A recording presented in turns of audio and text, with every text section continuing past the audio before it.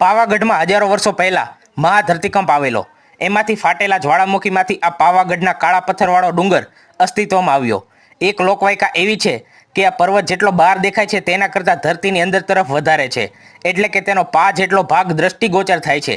તેથી જ તે પાવાગઢ તરીકે ઓળખાયો. હજારો વર્ષો પૂર્વે પુરાણકાળમાં મહર્ષિ વિશ્વામિત્ર આ પર્વતમાં વાસ કરતા હતા.